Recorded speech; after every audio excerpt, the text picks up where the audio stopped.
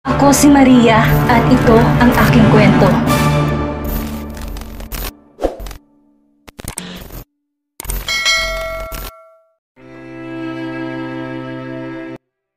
Tawa ng tawa si Aling Marcela pagkatapos na ikwento ang nangyari. Sa kanilang dalawa mukhang siya lang kinakabahan. Mabuti na lang nasalubong niya rin kanina si Ana. Inalalayan siya nitong bababa ng hagdan. Sobrang labo kasi na mata ni Harleen kaya't delikado kung maglalakad siya mag-isa sa hagdan ng walang salamin. Aling Marcela naman Papagalitan tayo tas tumatawa ka pa? Para na ngayon yan? Loko kang bata ka. Sinong hindi matatawa sa sinabi mo? Pinahid ito ang mga mata na halos maluha sa kakatawa. Hindi ka magkakakuliti at mabubulag. Sinabi lang yun sa'yo ng nanay-nanayan mo para umiwas ka na makakita ng ganong bagay. Hindi mo naman sinadya kaya ayos lang yon. Tsaka si Sir Fern na naman na nakitaan mo Kumunot ang noo ni Harleen. Okay lang pong makitaan si Kuya Fernan? Muli na naman tong natawa kaya napanguso siya. Ang ibig kong sabihin, maraming babae ang gugustuhin na mapunta sa pwesto mo kanina. Marami nagkakandara pa dyan kay Sir Wala lang naglalakas loob dahil nga sa ugali niya. Ang ate mo lang tumagal dyan. Tumatawa pang sabi nito. Sobrang kabado si Harleen na ipatawag si Aling Marcela ng binata. Kasalanan niya to. Gusto lang naman niyang tumulong pero napasama pa ito. Harleen, gusto kang nakausap ni Sir, sabi ni Joy, isa sa mga kasambahay ni Fernan. Kinusot ni Harleen ang mata bago to tiningnan pero di niya makita ng malinaw ang mukha nito. Dahil siguro wala siyang salamin. Hindi talaga po pwede na wala siyang suot na salamin dahil sobrang labo ng mata niya. Para siyang bulag na nangangapa kapag wala siyang salamin. Inalis niya muna ang isip tungkol sa salamin. May ibang bagay pa siyang pag-iisipan kesa dito ngayon. Gusto raw ako makausap ni Kuya Fernan? Napalanok ang dalaga. Hindi pa nga dumarating si Aling Marcela pero pinapatawag na kaagad siya. Sandali lang po, Ate Joy. Pwede ko po bang hintayin muna si Aling Marcela? Kinakabahan kasi siya na humarap sa lalaki na mag-isa. At least kapag kasama niya si Aling Marcela, hindi siya kakabahan ng sobra. Saka nahihiya din siya sa nakikita niya. Pakiramdam ni Harleen hindi niya kayang tumingin sa mukha nito. Ewan ba niya, hindi naman siya nakadama ng gandong hiya sa ibang tao noon. Dito pa lang. Hindi pwede, Harleen. Ayaw ni Sir na pinaghihintay siya kaya sumama ka na. Baka kasi kami mapagalitan kapag hindi ka pa pumunta doon. Sige na, Harleen, tara na. Huwag kang mag-alala dahil sasamahan ka namin hanggang doon para di ka mapahamak. Wala siyang magawa kundi hayaan ng mga tong dalhin siya sa nobyo ng ate Ines niya. Sana hindi siya palayasan ito. Di naman ganun kabigat ang ginawa niya Tumulong lang naman siya kay Aling Marcela. Wala naman siyang ginawang masama. Naalala niyang nakita niya kanina lang. Hindi kaya ito nagalit ng husto dahil doon? Paano kung ibalik siya nito sa papa niya? Wag naman po sana. Piping dasal ni Harleen. Ang labo. Wala siyang makita maliban sa figura nila ni Joy. Di niya alam kung saan sila pumasok pero nang marinig niya ang pagsara ng pinto alam niya. Iniwan na siya ng mga ito. Kala niya mag-isa lang siya pero nakita niya may figuran ng lalaking lumalapit sa kanya. Natigilan siya. Kahit malabo natatandaan niya ang pamilyar na figura nito. Hindi siya po pwedeng magkamali. Ito ang lalaking dumating para iligtas siya sa matandang lalaking pinipilit siyang isama. Saka lang siya natigil sa pag-iisip na maramdaman niya ang malamig na bagay na dumadampi sa balat niya sa mukha sa may bandang ilong. May nilagay ito sa mukha niya. Ang malabong mukha ng lalaki sa harapan niya unti-unting luminaw. Kuya Fernan. Bulalas niya na makitang ito ang lalaki na nasa harapan niya. Napaatras siya dahil masyadong malapit ang mukha nito sa kanya. Amoy na amoy niya ang mabango at mainit na hininga nito na tumatama sa kanyang mukha. Ang lapit mo po sobra, kuya. Nanlalaki ang mata ni Harleen nang may mapagtanto. Ang linaw na ng paningin ko. Inawakan niya ang malamig na bagay na nararamdaman niya kanina. Sinuotan pala siya nito ng bagong salamin. Ang salamin niya kasi may maliit na basag sa parteng taas, pero ang sinuot nito sa kanya ngayon, wala. Tumingala siya sa perpektong mukha ng lalaki. Di niya mabasa ekspresyon sa perpektong mukha nito dahil walang bahid to ng kahit anong emosyon. Pero malinaw na hindi siya nito pinatawag dahil gusto siya nitong pagalitan or palayasin. Inalis niya ang salamin, pinahid ang luhang nagsisimulang maglandas sa kanyang pisngi. Nang ibalik niya ang salamin, muli siyang tumingin dito. Salamat po, kuya. Masaya lang po talaga ako kasi binigyan niyo po ako ng bago nito. Maraming salamat po talaga, Kuya Fernan. Ngumiti siya dito. Masaya din po ako kasi hindi niyo po ako pinagalitan. Sumakit po kasi ang balakang ni Aling Marcela kaya kailangan niya ng papalit sa kanya sa paglilinis. Wala po siyang kasalanan, ako po ang nagpumilit maglinis. Kaya huwag ka pong magalit sa kanya. Sorry po talaga kung nakita ko yon. Hindi ko po sinasadya. Aniya sa bayo ko ng ulo. Na mag-angat siya ng tingin, nakapamulsa na to habang nakatayo ng tuwid. Bumalik ka na sa kwarto mo, Harleen. Sige po, thank you po talaga, kuya. Pagkalabas ni Harleen ng study room, napapatalon siya sa sobra niyang tuwa. Di na nga siya pinagalitan, binigyan pa siya nito ng bagong salamin. Ano kaya ang nakain ni Kuya Fernan? Natigilan siya na maalala ang tingin nito sa kanya kanina. Napansin niya, titig na titig to sa mga mata niya. Nalibago siguro dahil dumating siya ng walang salamin. Mukha namang hindi ganon kasama si Kuya Fernan, katulad ng iniisip niya. Inanap agad niya si Aling Marcela pagkababa niya. Nalaman ni Harleen, pinadala pala to ni Fernan papunta sa ospital. Nagulat siya dahil ang akala niya walang pakialam ang lalaki sa mga tauhan nito pero mukhang mali siya. Lalo tuloy niyang naisip, hindi talaga to kasing sama na inaakala ng lahat. Mukhang mali ang hinala ng mga tao dito sa bahay. Mabait naman pala to eh. Alauna na madaling araw, agad sinalubong si Fernan ng kanyang mga tauhan. Walang katao-tao na makikita. Lahat nagpapahinga na sa kani-kanilang kwarto, maliban sa mga lalaking tauhan ng binata. Habang tinatahak ang daan papunta sa sasakyan, di mapigilang magtanong ng isa sa tauhan ni Fernan, si Raul. Sir, sigurado ka bang ititigil lang pagpapahirap sa babaeng yon? Bago sumakay ng kotse si Fernan, sinagot nitong tauhan. Pabayaan na siya. Sapat na ang ilang taong paghihirap niya para pagdusahan ang ginawa sa kapatid ko. Hindi siya pwedeng ipatumba dahil kapatid pa rin siya ni Lancelot. Sabihan ng mga tao sa loob na itigil ang pagpapahirap kay Sarina sa loob ng kulungan. Masusunod, sir, tugon ni Raul. Nang makasakay ng sasakyan, sumenya si Fernan sa driver. Napaanda rin na ang sasakyan na agad naman itong sinunod. Inabot ng halos 1 oras ang kanilang biyahe bago nakarating sa private property na pag-aari ng binata. Pagkababa ni Fernan, pinalibutan agad ang binata ng mga tauhan. Alerto ang mga to sa paligid. Teritoryo to ng amo subalit hindi sila maaaring makapagsiguro na ligtas ang paligid. Tinahak nilang daan papunta sa gubad kung saan sa gitna ay mayroong malaking bahay na nakatayo. Sir! Tumayo ng tuwid ang mga tauhan na naabutan ni Fernan sa lugar. Agad na unawaan ng mga to ang pinunta ng kanilang amo. Umalis ang dalawa sa tauhan ni Fernan. Pagbalik ng dalawa, meron itong hawak na matandang lalaki. Lupaypay na ito sa panghihina. Nagmamakaawa to para sa buhay. Pakiusap, huwag mo kong papatayin, Mr. Crawford. Hindi ko alam na kilala mo ang babaeng yon. Napaigik sa sakit ang lalaki nang sipain to ng malakas si Fernan sa tiyan. I never asked you to talk, so you better shut your mouth. Ani Fernan habang patuloy sa pagsipa sa matandang nasa lupa. Mamatay man ang lalaki, walang pakialam ang binata. Para sa kanya, walang silbi ang buhay nito. Isa lang to sa mga basura o kalat na hindi nakakapanghinayang alisin sa kanyang daraanan. Bakit ginagawa mo to, Mr. Crawford? Babae lang siya. Shhh! Nanlaki ang mata ng matanda na maglabas ng baril si Fernan. Nanginig to na itutok to ng binata sa kanyang sentido. Maawa ka, Mr. Crawford. Hindi ba't gusto mo makuha at mabilis ang lahat ng properties ko sa China? Ibibenta ko sa itong kalahati na lamang ng presyo. Nakikiusap ako, huwag mo akong papatayin. Ang kaninang walang lakas na matanda, nagkaroon ng lakas para magmakaawa sa sariling buhay.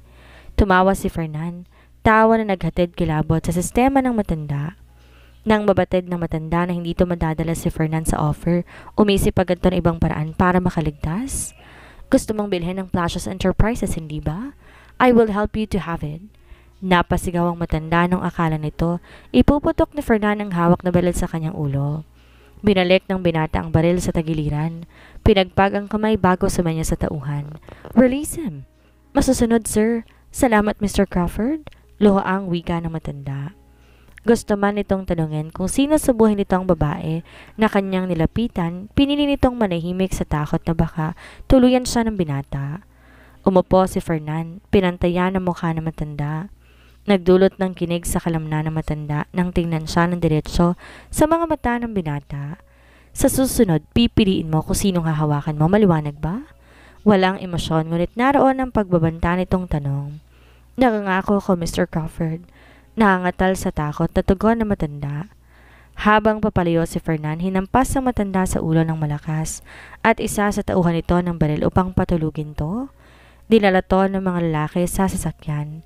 Tell them to bring that man on his house. Kapag nagsalita siya tungkol sa nangyari ngayon, patatahimikan niya siya. Bilin ng binata bago sumakay ng kanyang sasakyan. Masusunod, sir, tugon ni Raul.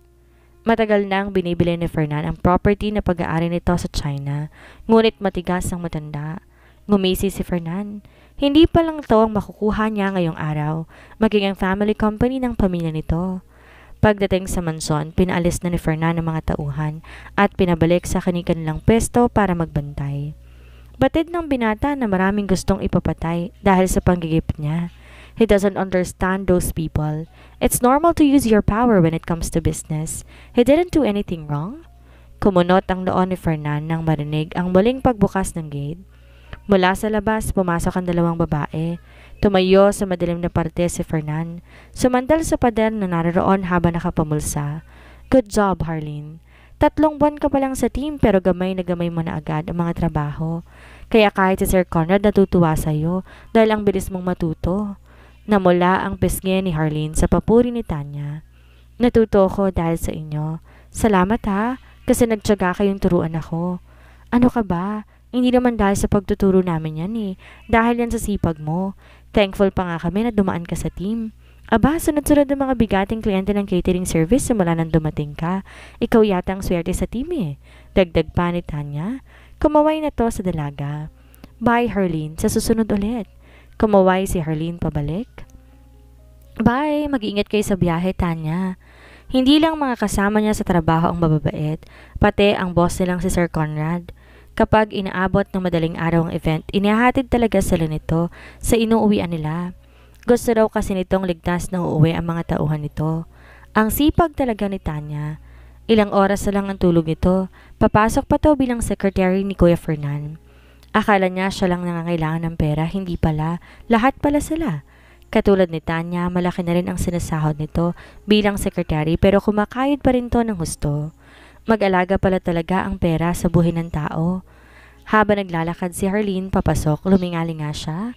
Pakiramdam ng dalaga may nakamasid sa kanya. Mukhang guni-guni ko lang, aniya. Mag-aalas 4 na kaya imposible na may gising pa. Nagmamadali, kinuha ni Harleen ang sinahod niya ngayong araw. Tuwing may event, binibigay agad ni Sir Conrad ang sahod nila pagkatapos. Yon kasi ang gusto ng karamihan, ang makuha ng kasyang sahod, 20,000. Ang laki talagang magpasahod ni Sir Conrad. Sigurado kapag sunod-sunod ang kliyente, tuloy-tuloy din ang malaki nilang kita. Makakaipon siya at mapupuntan si Aling Flor. Makakapag-aral din siya. Ito ba ang dahilan kaya lagi kang late na umuwi? Sa gulat, nabitawan ni Harleen ng pera, dahilan para kumalat to sa paligid. Ang pera ko! Nagmamadaling pinulot niya isa-isa ang mga to. Pero nahinto ang dalaga at agad nanlaki ang mata na mapagtanto. Sinong nasa harapan niya? Kuya Fernan, ikaw pala. Pagkatapos ibulsa lahat ng pera, tumayo ang dalaga at tumarap dito. Akala niya hindi to uuwi ngayon. Nakakagulat naman to, bigla na lang sumusulpot. Good night po, sweet dreams. Natutunan niya yon kay Aling Flor. Binati siya ng gante ng matanda. Noon ng ganito bago siya matulog. It's morning, Harleen. Morning? Umaga? Napangiwi ang dalaga. Ah, oo nga pala. Sige po, good morning po, sweet dreams. Bakit nagpapakirap ka magtrabaho? Nasaan ang binigay kong ATM card sa'yo? ATM card? Yun ba ang binigay sa kanya nito noong gabi ng inalis ni Harleen ang di magandang alaala ng gabing iyon? Sasama lamang loob niya kapag naisip niya yon. Nasa kwarto ko po, Kuya Fernan. Ang totoo po niyan, di ko naman po alam gamitin yon eh. Para saan po ba yon? Tsaka sinabi ko naman po sa'yo na mas gusto ko pong magtrabaho. Mas gusto ko pong mag-ipon ng galing sa pinaghirapan ko. Ayoko po na umasa sa iba dahil alam ko sa sarili ko na kaya ko po magtrabaho at magbanat ng buto. Ngumisi ito. Sa tingin mo, kaya kang buhay ng kakarampot na perang yan? Kakarampot? Pinamulahan ng mukha si Harleen. Kakarampot lang pala ang 20,000 dito. Samantalang para sa kanya napakalaki na nito. Palibhasa mayaman to. Grabe ka naman, Kuya Fernan. Di mahalaga kung kakarampot ng pera o hindi. Ang mahalaga galing sa marangal na hanap buhay. Saka pinaghirapan ko po ito. Para sa akin hindi po ito kakarampot lang. Malaki to at mahalaga. Malaki? Tumawa to na nakakainsulto.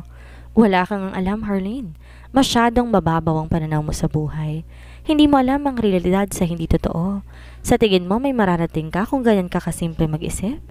Tinuro ng binata ang ulo nang di inaalis ang insultong tingin sa dalaga. Maging praktikal ka, Harleen. Mas mahalagang gumamit ng utak kaysa paninindigan. Hindi masama ang tumanggap ng pera lalo na kung kusang iniaalok to sa'yo. Ayoko nga ba't bang kulit mo? Di na nakapagpigil si Harleen. Tumaas na ang boses niya sa inis. Hindi mo ako naiintindihan kasi hindi mo pa naranasan ang naranasan ko. Ang dali para sa iyong sabing tanggapin kong alok mo dahil lang mayaman ka? Paano naman ako? Tuluyan ang nabasag ang boses niya. Ano mang sandali, maiiyak na siya. Nabuhay po ako at lumaki na puro panunumbat ang naririnig. Kaya nga po ngayon, nakalayo na ako sa amin. Nagsisikap po ako para sa sarili ko na hindi ako umaasa sa ibang tao. Hindi ko lang to ginagawa dahil gusto ko lang ng pera. Marami po akong pangarap. Gusto ko rin pong makapag-aral, may matutunan. Para hindi ako tumanda ng simpleng mag-isip, katulad ng sinasabi mo sa akin ngayon. Tsaka para po sa akin hindi masamang pairalin ang paninindigan.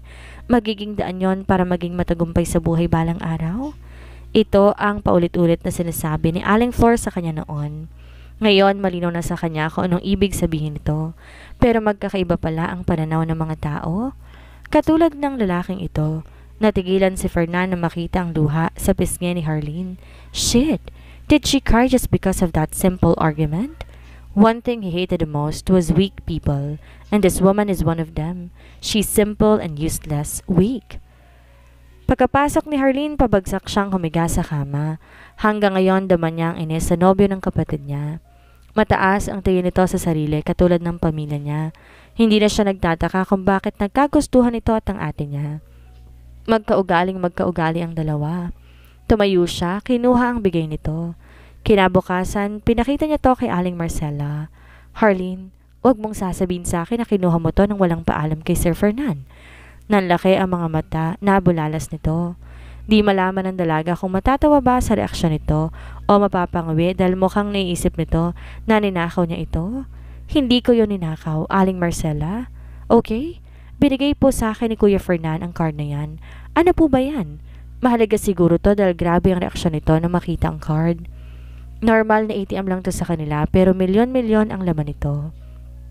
Anong nakain ni Sir Fernan at binigyan ka nito? Kahit si Ma'am Ines noon hindi naman nakahawak ng ganito ah. Naalala ni Harleen ang sinabi nito sa kanya. Natanggapin na lang niyang pera at wag niyang tumanggi pa. Tapos puro masustansyang pagkain pa ang kinakain niya araw-araw. May vitamins pa at regular check-up din siya. Mukhang naaawa to sa kapayatan niya. Pero malusog siya kahit payat siya ayon sa doktor. Narinig niya kasi kausap to ng binata nung nakaraan. Mukhang nagustuhan ni Sir Fernan ang ugali niya. Mukhang naaawa to sa kapayatan niya. Sa bagay, hindi ka na iba sa kanya dahil nobe niyang ate mo. Halika na Harleen, kumain ka na at baka lumamig ang pagkain. Bumaling to kay Ana. Umakit sa taas at ipinaalam kay Sir na nakanda ng pagkain. Sige po Aling Marcella, sagot ni Ana bago umalis. Napanguwi si Harleen. Ilang buwan din niyang di nakasabay sa pagkain ng binata dahil hindi to umuwi. Mas komportable sana siyang kumain ng siya lang. Pero ano nga bang magagawa niya? Bahay to ng binata at normal lang na kumain to sa sariling bahay. Nang dumating si Fernan, agad niyoko ni Harleen ang ulo. Di yun nakaligtas sa paningin ng binata.